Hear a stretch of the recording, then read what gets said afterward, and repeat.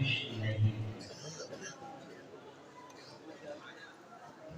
اور یہ بھی جاننے کی ہم نے کوشش نہیں کی کہ دنیا اور آخرت میں اللہ کے رسول صلی اللہ علیہ وسلم کا قرب کیسے نصیب ہو سکتا ہے۔ ہمارا حال یہ ہے کہ نفس کے ایسے غلام بن چکے ہیں کہ جو نفس کہتا ہے وہی کرتے ہیں، جو اللہ اور اس کے رسول فرماتے ہیں وہ کرنے کے لیے تیار ہی نہیں۔ میں 2-3 حدیثیں آپ کی سماعت کے حوالے کروں گا، اور اس احساس کے ساتھ کہ ایک بڑا مجمع عدم توجہ کا شکار ہے، لیکن ایسا نہیں کہ سب کی توجہ نہیں ہے۔ کچھ ایسے بھی اللہ کے بندے ہیں جو مکمل توجہ کے ساتھ گفتگو کو دل کے نہا خانے میں اتارنے کی کوشش کرتے ہیں۔ تو شاید ایک کے دل میں بھی بات اتر جائے اور وہ اپنی زندگی کو سنوار لے، تو میرے آنے کا مقصد بھی پورا اور آپ کے آنے کا مقصد بھی پورا۔ حضور کیوں تشریف لائے؟ تو رسول رحمت صلی اللہ علیہ وسلم ارشاد فرماتے ہیں، میں مکارم اخلاق کی تکمیل کے لیے بھیجا گیا۔ حضور ہمارے اخلاق کو سنبھالنے کے لیے آئے، ہماری عادتوں کو سنبھالنے کے لیے آیا، بلکہ عبادات کا جو حکم ہے وہ عادات سنبھالنے کے لیے۔ جتنی بھی عبادتیں ہیں ان ساری عبادتوں کا مقصد ہماری عادت سدھر جائے، لیکن جس قوم کو سدھرنے کا جذبہ ہی نہ ہو وہ قوم کیا سدھرے گی؟ اور حیرت کی بات ہے کہ عالمی سطح پر ہماری جو حالت ہے وہ جاننے کے باوجود بھی ہم سدھرنے کو تیار نہیں۔ تو اب نہیں سدھریں گے تو کب سدھریں گے؟ اگر کچھ نہیں کر سکتے تو کم از کم اپنے اخلاق کو تو درست کر لیں، اور اگر کوئی اپنے اخلاق کو درست کر لے تو جانتے ہیں اس کا مقام کیا ہے؟ آقا کریم صلی اللہ علیہ وسلم ارشاد فرماتے ہیں، تم میں مجھے سب سے زیادہ محبوب اور قیامت کے دن مجھ سے سب سے زیادہ قریب وہ ہوگا جس کے اخلاق سب سے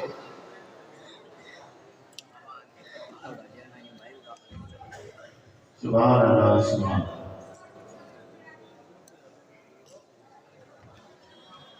اور قیامت میں مجھ سے سب سے زیادہ دور وہ ہوگا جس کے اخلاق خراب ہو۔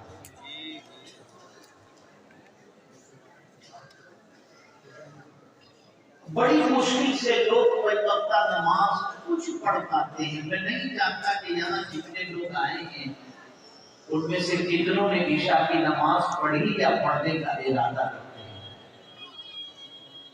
بمشکل تمام لوگ وقتہ نماز پڑھ پاتے ہیں، بمشکل تمام لوگ ماہ رمضان کے روزے رکھ پاتے ہیں، لیکن وہ خوش نصیب جو ہمیشہ روزے سے رہتے ہیں، اور وہ خوش نصیب جو ہر رات اللہ کی بارگاہ میں سر پر سجود ہوتے ہیں، قائم اللیل اور صائم النہار۔ ہم سے پیر جمعرات کا روزہ نہیں رکھا جاتا، تہجد کی نماز ادا نہیں کر پاتے، لیکن اللہ کے کچھ بندے ایسے بھی ہیں جو مستقل روزے سے رہتے ہیں اور ہر رات جاگ کر اللہ کی بندگی میں گزارتے ہیں، لیکن ہم جانتے ہیں کہ ہم وہ نہیں کر سکتے، تو حضور صلی اللہ علیہ وسلم نے ارشاد فرمایا جس کے اخلاق اچھے ہوں وہ اچھے اخلاق والا اپنے اچھے اخلاق کی بنیاد پر قائم اللیل و صائم النہار کے درجے تک،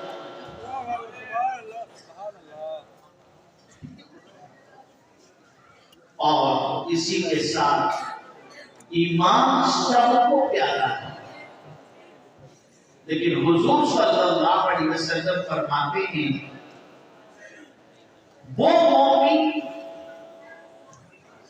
جس کا ایمان اگر تم کو کامل دیکھنا ہو تو کامل ایمان والا وہ ہے جس کے اخلاق اچھے ہیں،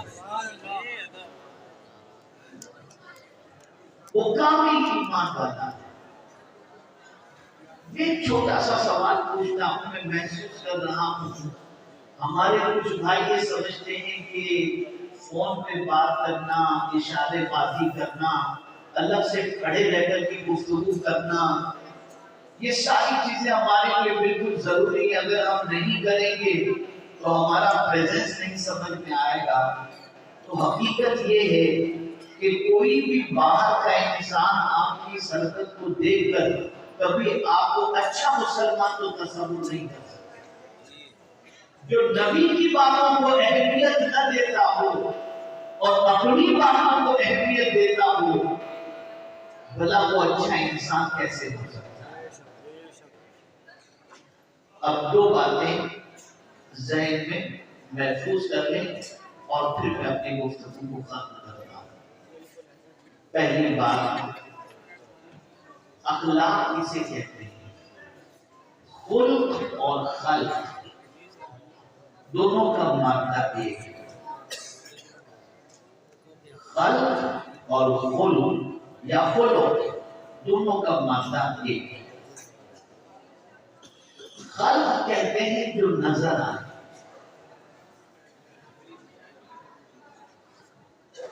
یہ جو ہمارا وجود ہے نا، ہاتھ پیر آنکھ کان، یہ وجود نظر آتا ہے، تو جو آنکھوں سے دیکھے جو نظر آئے اسے خلق کہتے ہیں، اور جو محسوس کیا جائے اسے خلق کہتے ہیں۔ اخلاق محسوس کیے جاتے ہیں۔ ایک مرتبہ درود شریف پڑھتے ہیں، اللہم صلی علی سیدنا مولانا محمد